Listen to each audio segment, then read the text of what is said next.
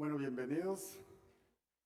Le pedimos al Espíritu Santo que tome el control, así que cerremos nuestros ojitos y te pedimos, Espíritu Santo, ven a este lugar. Aquí está, Señor, nuestro corazón sediento. Te cedemos el control. Te pedimos que seas tú, Señor, hablándonos, transformando nuestras vidas. Aquí está nuestro corazón, Señor, sediento de ti. Queremos oírte, Señor.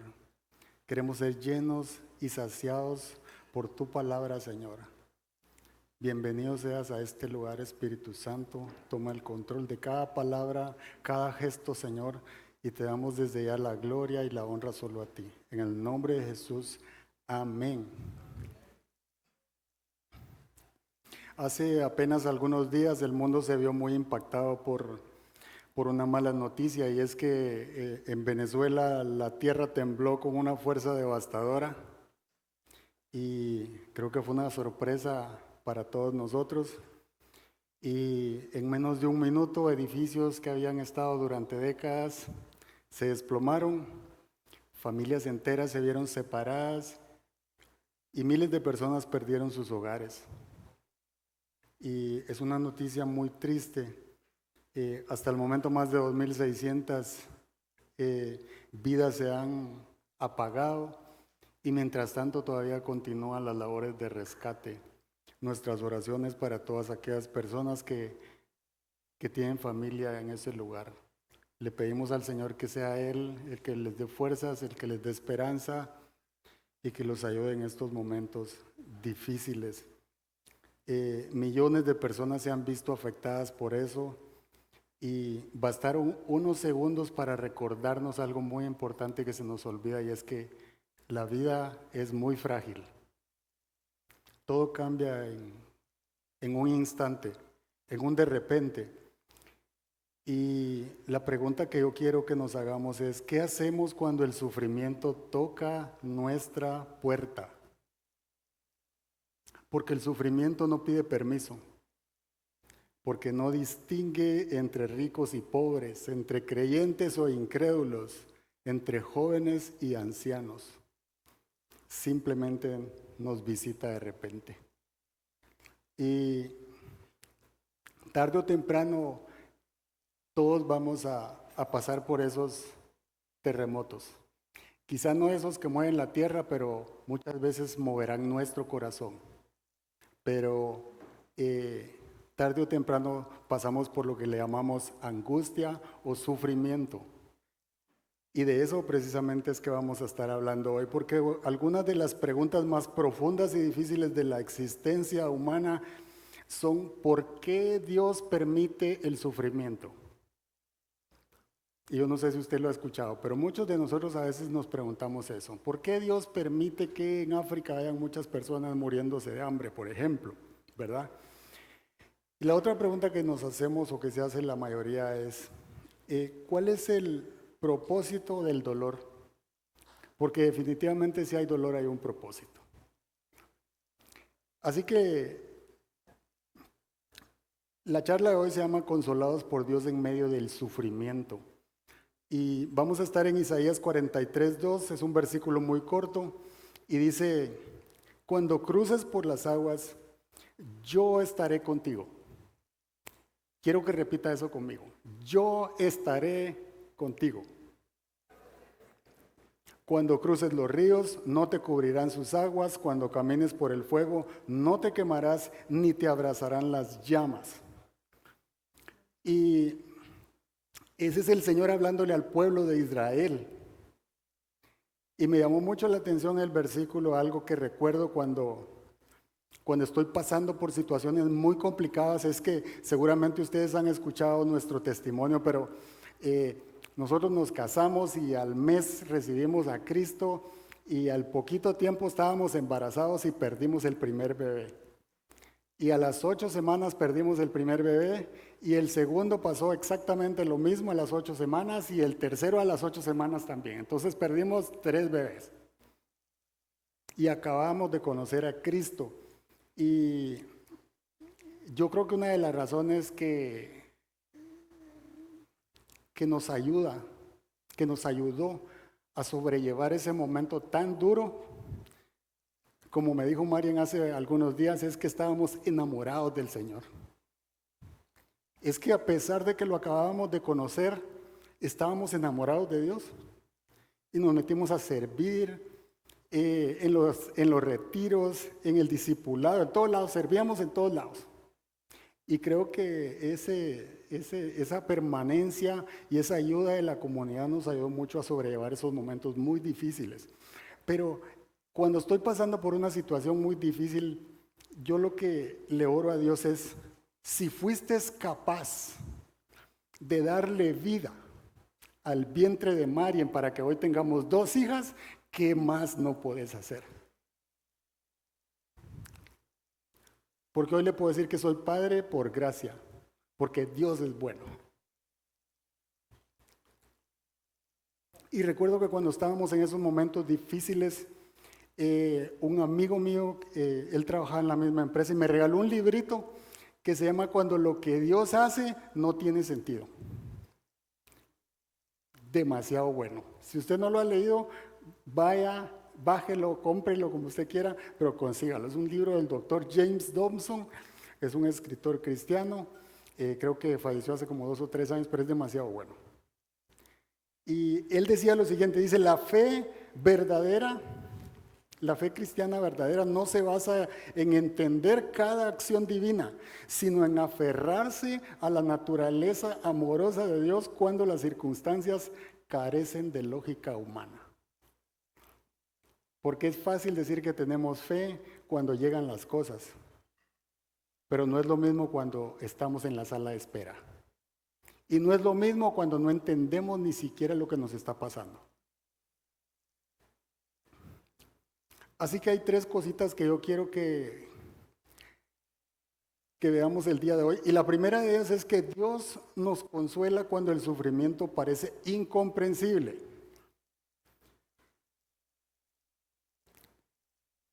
Y la ausencia de significado hace que las situaciones difíciles se vuelvan intolerables. A todos, ¿verdad? Cuando algún familiar se suicida, por ejemplo, cuando algún ser querido se suicida, eso es incomprensible y no entendemos por qué. Cuando una persona ebria atropella a una persona inocente y se muere. Hace algunos años un niño, no sé, tenía 7, 8 años, se fue a dormir y nunca más despertó. Y esas son circunstancias demasiado difíciles de llevarla.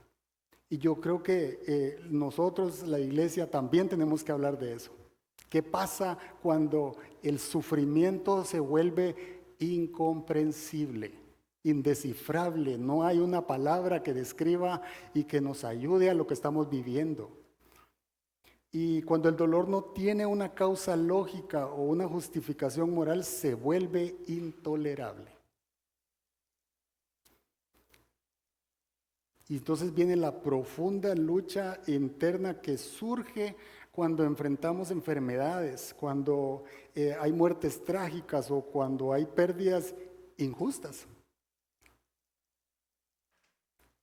Y muchas veces empezamos a cuestionar a Dios, ¿verdad? Pero yo creo que debemos de ver el dolor no como castigo, sino como una realidad. ¿Por qué? Porque el sufrimiento entró desde el origen, cuando Adán y Eva pecaron. Ahí entró el pecado como consecuencia del pecado, el sufrimiento y finalmente la muerte. Ese es el origen del sufrimiento, ese es el origen del dolor. Y la Biblia no busca defender a Dios desde desde la forma racional, sino mostrar a un Dios que se hace presente en medio de él. Porque si de algo podemos estar seguros es que Dios está presente en medio de cualquier sufrimiento que nosotros estemos pasando. Y Juan 16:33 dice lo que muchas veces no queremos leer, pero que es una realidad. Y dice Juan 16:33, dice, en este mundo afrontarán aflicciones. Pero anímense, yo he vencido al mundo. Y mire, hay veces que en la misma iglesia predicamos que este es el año de la tal y cual cosa, ¿verdad? Y pareciera como que va a ser el super año y nos van a meter en un metaverso y todo va a estar excelente. Y nada va a fallar y todo es para adelante y todo es prosperidad y el asunto no es así. Lamentablemente, en este mundo tendremos aflicciones. Y si no me toca a mí, quizá le toca a algún familiar. Entonces tenemos que hablar de eso también, ¿verdad? Cuidado cuando alguien nos ofrece una corona sin espinas, porque por algo Dios es también el Dios de consolación. Por algo Dios es compasivo. Por algo Dios es fiel. Porque si hay un momento en el cual nosotros experimentamos el consuelo de Dios, es cuando estamos atravesando por esas circunstancias indescriptibles. Entonces, cuando el versículo de Isaías dice que cruzaremos por las aguas, por los ríos y que caminaremos por el fuego, está hablando de sufrimiento. Pero me encanta cuando dice, yo estaré contigo. Y eso cambia todo. No hay peor cosa que estar solo, pero no hay cosa más alentadora de saber que Dios, el creador de los cielos y la tierra, dijo que Él estará conmigo. Aunque tu madre y tu padre te abandonen, dice, yo te acogeré. Dios está presente cuando estamos cruzando por esas circunstancias difíciles. Y es ahí cuando nos preguntamos por qué en esas situaciones lo que Dios hace no tiene sentido. Porque hay situaciones difíciles que no tienen una explicación en realidad. No la tienen. Algunos ejemplos es cuando alguien entierra a un esposo es viudo, ¿verdad? Cuando perdemos a nuestros padres somos huérfanos, pero cuando perdemos un hijo ni siquiera existe un calificativo, porque es un dolor indescriptible, que no se le desea a nadie, pero que hay personas que pasan por eso.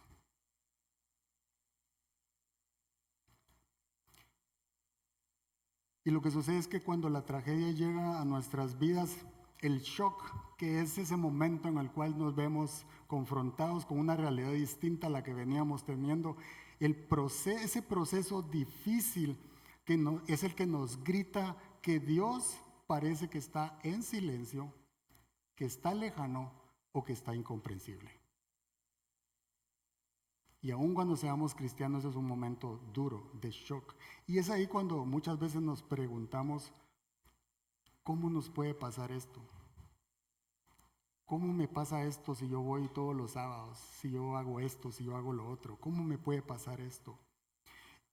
Y nos cuesta valorar el simple hecho de estarnos haciendo preguntas, lo cual significa que seguimos vivos. Y ya solo eso es un motivo para ser agradecidos con Dios. Pero muchas veces cuestionamos a Dios. Y el versículo dice, anímense. No dice que va a desaparecer el dolor. No dice que no vamos a pasar por ahí, pero dice, anímense, porque yo he vencido al mundo. ¿Y por qué sea esto? Primera de Corintios 13:12 nos dice la razón. Y dice, ahora vemos de manera indirecta y velada, como en un espejo, pero entonces veremos cara a cara. Ahora conozco de manera imperfecta, pero entonces conoceré tal y como soy conocido. Entonces ahora nuestra mente es limitada para comprender muchas de las cosas que suceden. Eso es lo que está diciendo ese versículo. Hay muchas cosas que no las comprendemos, que no las podemos explicar, porque dice la Biblia que la mente no tiene la capacidad de explicar la grandeza de nuestro Dios. Entonces eso es como ver a través de unos lentes de graduación que no son los de nosotros. Tratamos de distinguir, pero no lo podemos hacer. Y como no tiene lógica lo que nos está pasando, entonces corremos el riesgo de comenzarnos a sentir abandonados, desprotegidos y muchas veces culpables. Y entonces podemos hacernos algunas preguntas como que, ¿y no se supone que somos hijos de Dios? Si hay tanta gente mala, ¿por qué me pasó a mí? ¿Por qué? ¿Por qué? ¿Por qué? Y eso es cuando el dolor es incomprensible, pero Dios nos consuela en medio de ese proceso. Y quiero pasar al punto 2 porque el punto 2 es Dios nos consuela en medio de nuestro sentimiento de abandono, porque el siguiente paso que vamos a experimentar tiene mucho que ver con eso, ¿verdad? Y esto enfatiza la necesidad de evitar el resentimiento hacia nuestro Dios, hacia nuestro Creador. Porque hay 3 etapas por las cuales pasamos cuando experimentamos el sufrimiento. Y el primero de ellas es el shock, como le decía. ¿Y qué es el shock? El shock dice que es el impacto inicial del sufrimiento, cuando la realidad nos toma por sorpresa y predominan la confusión, el dolor y las preguntas. Es donde no entendemos nada, pero ya estamos metidos en esa circunstancia difícil. Como cuando uno se mete al mar y lo agarra la ola y lo arrastra todo a uno. Y uno se levanta y no sabe ni por dónde está parado. La segunda etapa tiene que ver con negación o aceptación, porque muchas veces recurrimos a la negación. ¿Y qué es la negación? La negación dice que es cuando rechazamos lo sucedido, evitamos enfrentarlo porque el dolor resulta demasiado difícil de asimilar. Y eso también nos pasa muchas veces, ¿verdad? Pero luego podemos movernos a la aceptación. ¿Y cuál es la aceptación? La aceptación es el momento en el que dejamos de resistir la realidad. La reconocemos tal como es y comenzamos a afrontarla con una perspectiva más clara. Es cuando decimos, sí, esto nos pasó y hay que dar el siguiente paso. Por muy difícil que sea, tenemos que seguir adelante. Dios es bueno, está con nosotros y nos va a ayudar a seguir, a continuar. Y la tercera etapa tiene que ver con esperanza o con fe, que es que aún sin entender completamente lo que sucede, decidimos confiar en Dios, descansar en sus promesas y seguir adelante con esperanza. Ese es el momento cuando aprendemos a disfrutar el maná de cada día, no el de la semana, el de cada día, con la mirada puesta en las promesas del Señor. Agradecidos por lo que Él ya dio, pero con esperanza en sus promesas, en que Él es bueno. Y es que yo creo que el mayor dolor espiritual no es el sufrimiento en sí, sino sentir que Dios nos ha abandonado. A veces no es que nos duele tantísimo lo que sucedió, como sentir que yo sigo al Señor y me pasó, y me siento solo, y me siento abandonado, y me siento sin fuerzas. Pero el silencio de Dios durante una crisis no equivale a su ausencia o a su falta de interés. Porque aún cuando haya silencio, no significa que Dios no está trabajando, no está haciendo algo. El Salmo 13:1 nos dice cómo se sentía David en medio de una situación parecida. Y dice el Salmo 13:1, ¿hasta cuándo, Señor, me tendrás en el olvido? ¿Hasta cuándo esconderás de mí tu rostro? Ese es un hombre conforme al corazón de Dios.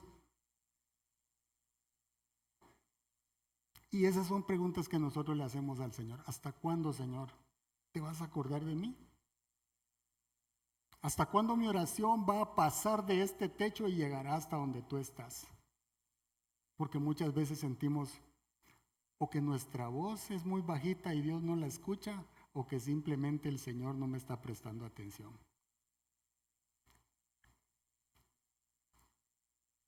Y la mayor angustia de David era sentir que Dios lo había abandonado.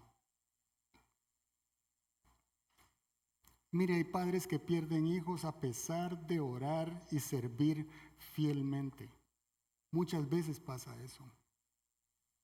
Y no hay una explicación para eso. Y es ahí donde está el peligro espiritual de sentir que Dios rompió sus promesas al permitir el sufrimiento.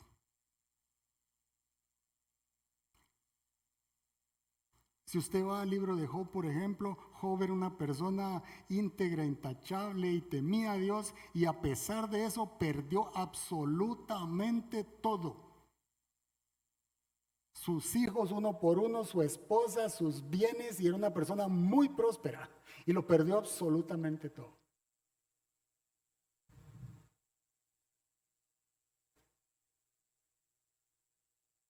Éxodo 5, 22 al 23 es Moisés hablando a Dios, y dice: Moisés se volvió al Señor y le dijo: ay, Señor, ¿por qué tratas tan mal a este pueblo? Para esto me enviaste. Desde que me presenté ante el faraón y le hablé en tu nombre, no ha hecho más que maltratar a este pueblo, que es tu pueblo, y tú no has hecho nada para librarlo.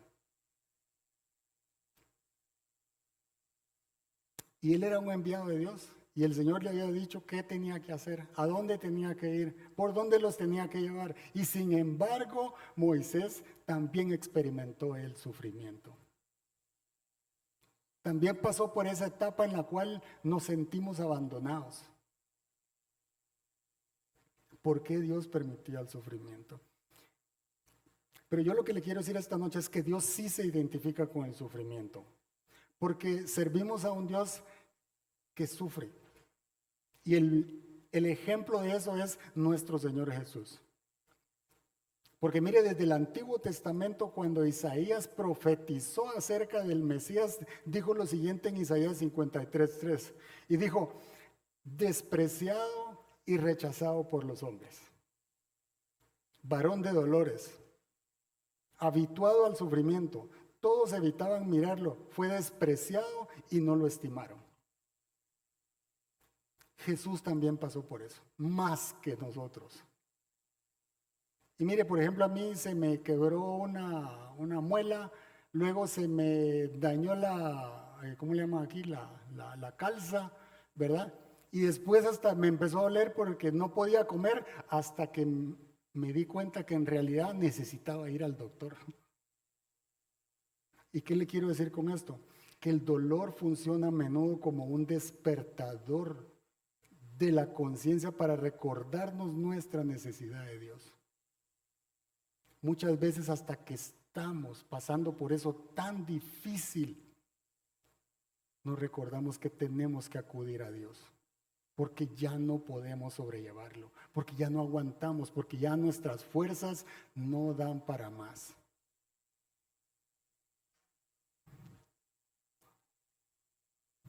La otra cosa que yo quiero que recordemos es que Dios nunca abandona a sus hijos, porque Él es el buen pastor, dice, y el buen pastor que dio su vida por las ovejas. Y eso lo incluye a usted y me incluye a mí. Él sigue siendo el buen pastor y dio su vida, entregó su vida por nosotros. Él no nos deja abandonados. El Salmo 23:4 dice: aun si voy por valles tenebrosos, no temeré ningún mal, porque tú estás a mi lado. Tu vara y tu bastón me reconfortan. Esa es una descripción de Emmanuel, que significa Dios con nosotros. Y mire cómo describe el sufrimiento aquí, como un valle tenebroso, otras veces como un desierto, o como un lugar oscuro, pero por eso mismo Dios dice, yo soy la luz. Cuando el Señor dice, yo soy la luz, significa que no importa el lugar oscuro donde yo pueda estar. El hecho de que Él esté conmigo y como Él es la luz de este mundo, significa que Él va a alumbrar nuestro camino. Aunque parezca muy oscuro el lugar o la situación y circunstancia en la que estemos metidos, Él va a dar dirección. Él va a decir, por aquí, por aquí. Él va a allanar el camino. Y tenemos que confiar en su presencia, tenemos que confiar en ese Dios. Porque habrán momentos trágicos, sin duda, pero nunca su ausencia. Y es algo que nuestro corazón tiene que recordar.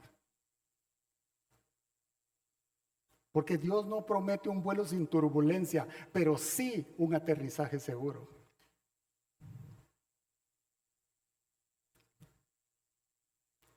Pero este mundo nos enseña algo distinto. El mundo nos enseña que si sufres es porque algo malo hiciste. Y si no lo pagás vos, lo va a pagar tus hijos. Y si no, los hijos de tus hijos. Y en el Antiguo Testamento los discípulos y la gente también creía lo mismo. Porque mire, cuando el Señor encontró a un ciego, los discípulos le dijeron, ¿quién pecó? ¿Este o sus padres? Y Jesús dijo, no. Él nació así para que hoy vean la gloria de Dios. Eso es lo que nosotros tenemos que creer. Es lo que nos tiene que llenar de esperanza cuando estamos pasando por el valle. Que eso que estamos pasando va a servir para que mi corazón experimente la gloria de Dios en mi vida. Algo que nadie más me puede explicar. Alguien que nadie más me puede decir. Es que yo lo voy a vivir. Es que Él se va a presentar en mi vida para cambiarla, para transformarla, para sacarme del lugar en el que estoy metido. Algo que solo Dios puede hacer, porque la fe madura no depende de resultados favorables. Entonces no es que si nos portamos bien nos va a ir bien, y si no nos va a ir mal. No, no es 1 más 1.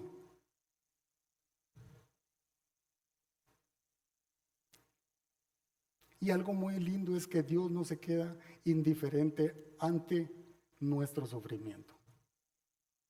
Eso no pasa.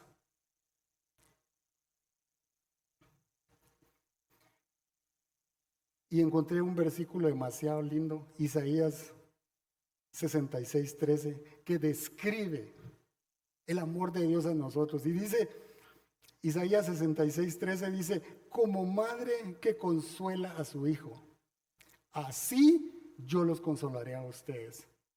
En Jerusalén serán consolados. Y me encanta porque no es que el Señor va a mandar a alguien, es que Él dice que nos va a consolar. Y dice la manera en la que nos va a consolar, así como una madre consuela a su hijo. Y mira, una mamá si tiene que pasar toda la noche porque el niño tiene fiebre, porque le duele aquí, porque no sabe ni qué tiene, pasa dándole. Y se vuelven incansables por el amor al hijo. ¿Cuánto más no hace nuestro Dios por nosotros? Y esa palabra consolar, busqué su significado porque me parece demasiado importante. Y dice que esa palabra consolar significa dar descanso, algo que muchas veces nos hace falta cuando estamos pasando por una situación difícil. Si usted recuerda cuando Elías estaba atormentado y quería quitarse la vida, lo primero que pasó fue que el Señor le dio descanso y durmió, comió y bebió agua y después salió a hacer lo que Dios le dio. Entonces dice, el primer significado es dar descanso, el segundo es traer alivio a nuestro dolor, fortalecernos después de una pérdida. En otras palabras, restaurar el corazón afligido. Y cuando estamos pasando por una circunstancia difícil, nuestro corazón está afligido. Y solo Dios puede consolarnos. ¿Sabe por qué? Porque Él nos conoce, porque Él sabe por lo que estamos pasando. Él sabe a lo que le tenemos miedo. Él sabe lo que necesitamos. Nadie mejor que nos conozca nos podrá consolar como nuestro Dios. Entonces Dios no dice, están así en esta situación porque me desobedecieron. No, Él es un Dios compasivo, Él es un Dios misericordioso y dice que nos va a traer consuelo en medio de toda circunstancia, por muy difícil que parezca. Yo quiero que nuestro corazón se llene de esperanza sabiendo que pase lo que pase, Él está conmigo, Él está con usted, Él está con nosotros.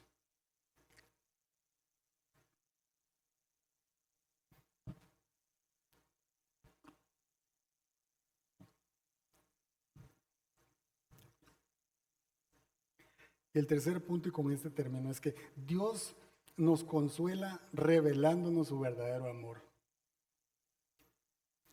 Y yo creo que el sufrimiento lo tenemos que ver desde la perspectiva del amor, porque el sufrimiento y el amor están entrelazados. El verdadero amor implica la disposición de sufrir. El verdadero amor implica la disposición de sufrir y el propósito del dolor es acercarnos a un mayor conocimiento de la persona de Dios,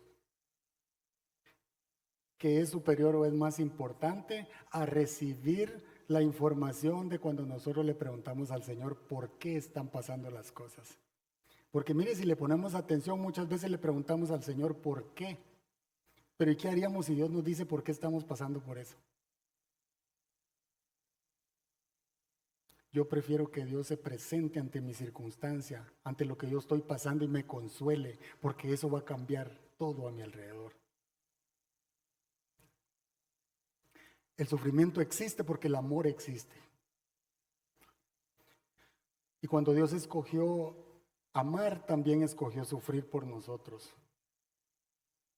Y quiero que vayamos a Juan 3:16.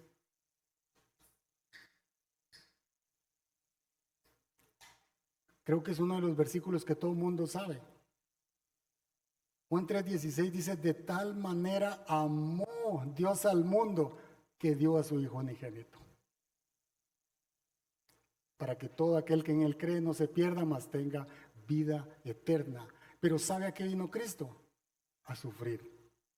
Él vino a pagar por nuestras enfermedades. Él vino a pagar por nuestros pecados, por nuestras iniquidades. Él vino y se entregó en esa cruz del Calvario. Fue para darnos salvación, para darnos vida eterna. El sufrimiento existe porque el amor existe. Y están conectados. Y es que el verdadero amor es aquel que está dispuesto a sufrir. Aunque no nos guste escuchar eso, pero el verdadero amor es aquel que está dispuesto a sufrir. Si usted recuerda el versículo que le leen a uno cuando uno se casa, ese es el versículo que leen. El amor que todo lo puede. ¿Y todo qué es? Todo.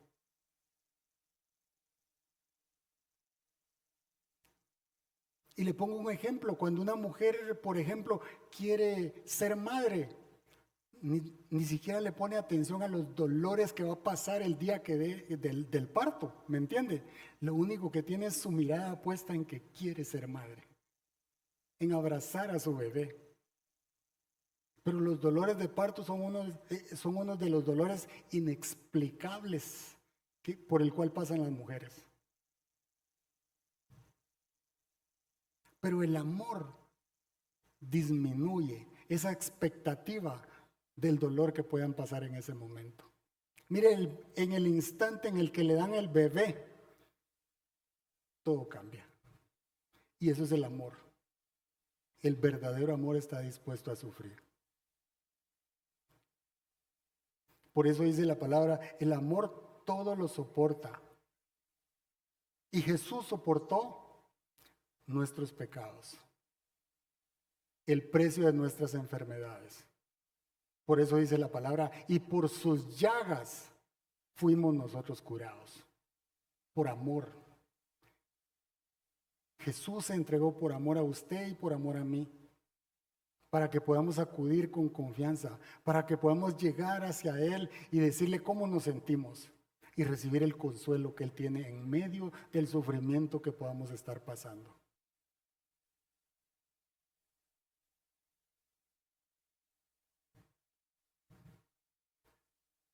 Y no es que nos guste sufrir, porque bueno, tal vez hay gente que sí le gusta, ¿verdad?, pasarla mal siempre, pero no, eso no es normal. Pero la realidad es que sí vamos a pasar por situaciones complicadas, pero Dios está ahí. Y esa es la esperanza que debe albergar nuestro corazón. Y Mateo 5:4 me encanta porque cuando Jesús empezó a hablar en el monte de las bienaventuranzas, Mateo 5:4 hay una que dice, dichosos o bienaventurados los que sufren. ¿Por qué? Porque ellos serán consolados. Así que si usted está pasando por una situación difícil, ese versículo nos recuerda qué es lo que Dios quiere hacer con nosotros. Consolarnos, llenarnos de esperanza, despejar el camino, fortalecernos en medio de esa circunstancia, traer paz y darnos descanso en medio de eso tenebroso, en medio de esa oscuridad que podamos estar atravesando.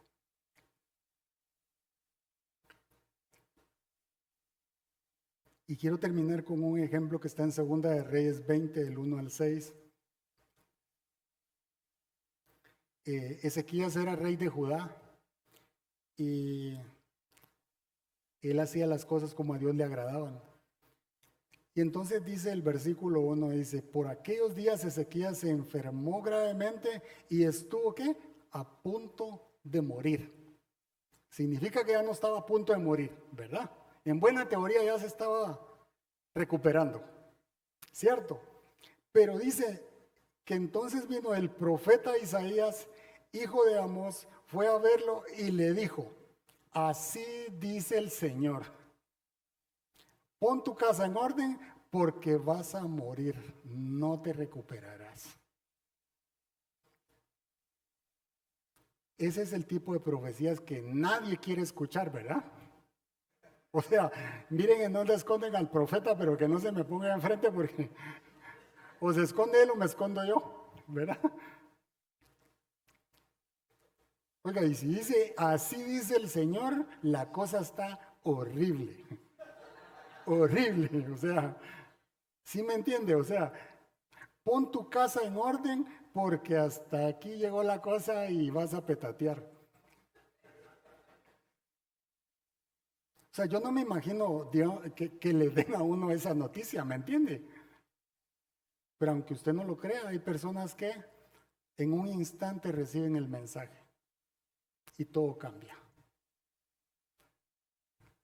Son esos instantes, mire cómo está entrelazado el amor y el sufrimiento, porque en el momento en el que a uno le dicen algo así, no importa el carro, no importa cuánto dinero tiene en la cuenta, no importa, mire la ropa de marca que usted pueda tener, no importa nada.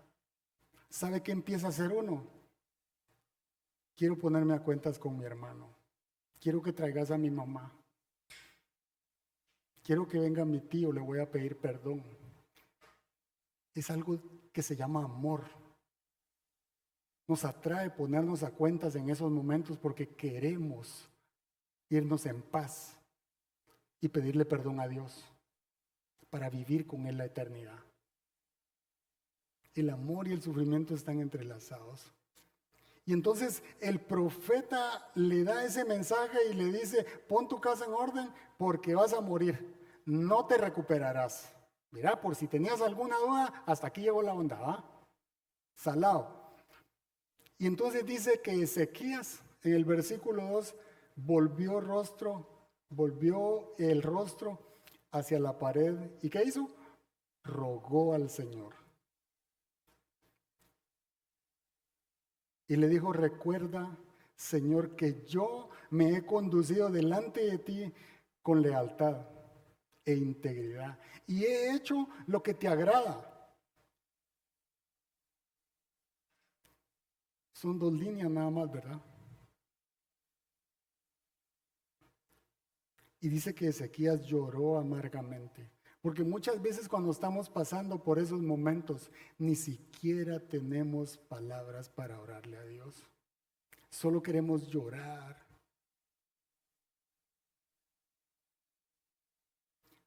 Y sentir que Él está ahí. Porque es inexplicable. Porque no hay oración que describa cómo nos sentimos cuando parece que todo se esfumó, que mi mundo cambió y los años que visualizaba se volvieron días y que los días se volvieron horas y las horas minutos y que todo se acaba de pronto. Y entonces Ezequías lo que hizo fue llorar amargamente.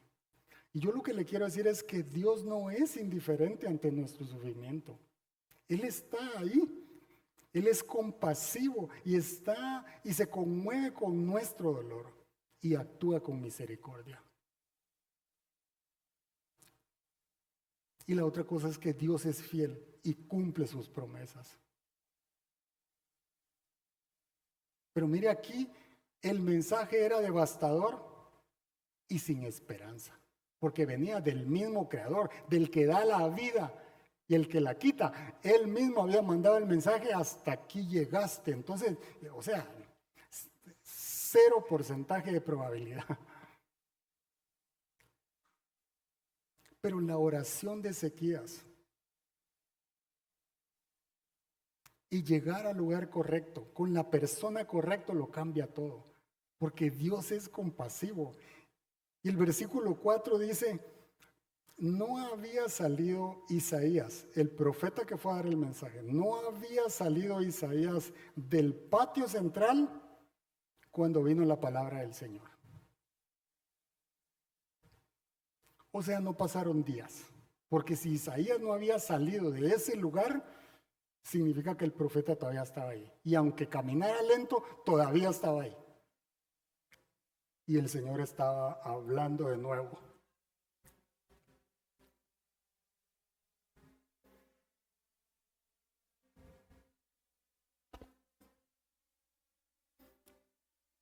Y entonces dice que vino la palabra del Señor y le dijo: regresa y dile a Ezequías,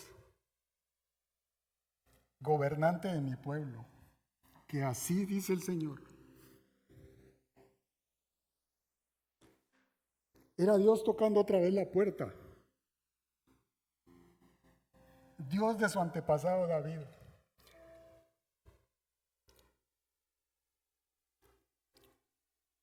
Y qué lindo cuando Dios habla, porque cuando Él abre su boca, todo sucede. Cuando Dios dice algo, ocurre.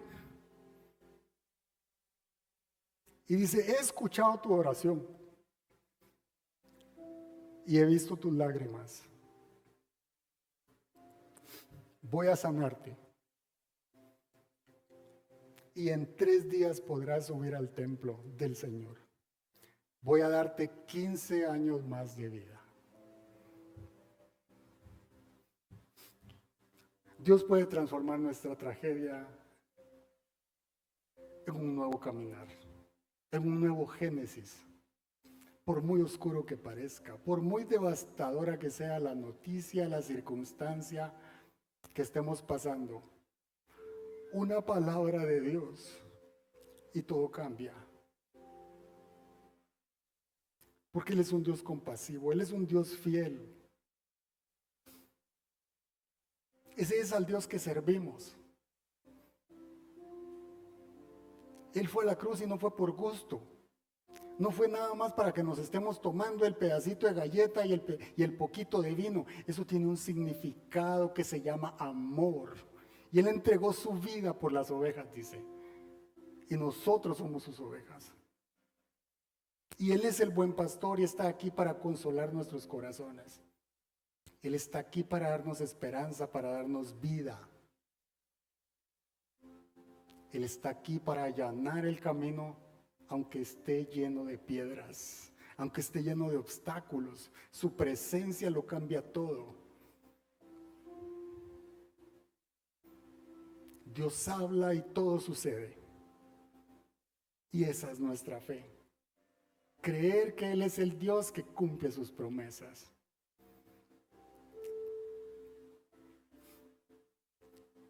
Así que yo le voy a pedir que cierre sus ojitos un instante.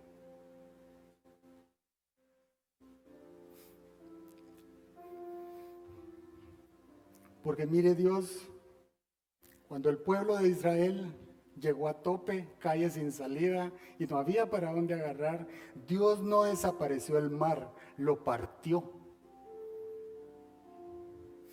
Muchas veces Dios no quitará los problemas, sino que abrirá un camino en medio de ellos para llevarnos al otro lado.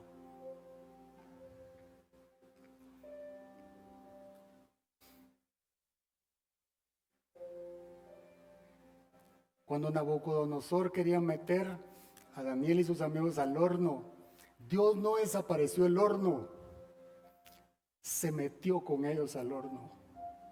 Y me encanta eso, porque es la descripción perfecta de Emmanuel, Dios con nosotros.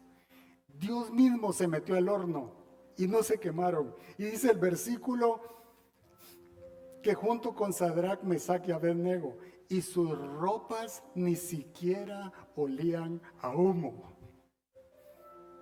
Porque la gloria de Dios, la presencia de Dios disipa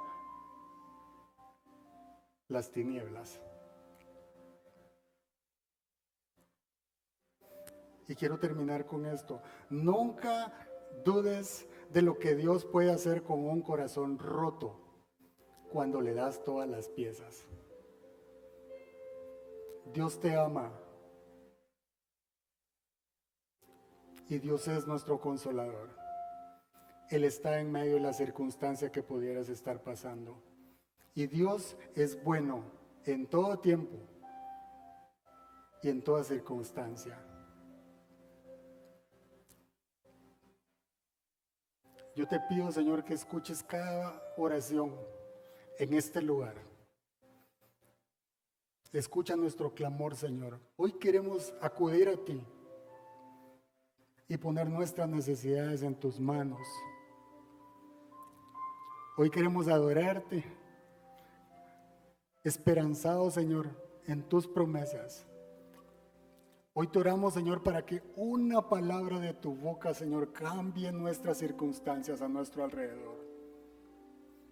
Aunque parezca oscuro, aunque parezca que no salgo de esta situación, aunque parezca que no hay salida, para Dios nada es imposible.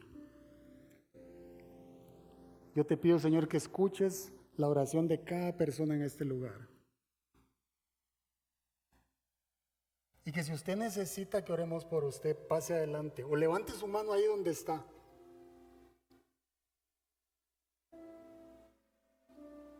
Dios quiere escuchar su oración.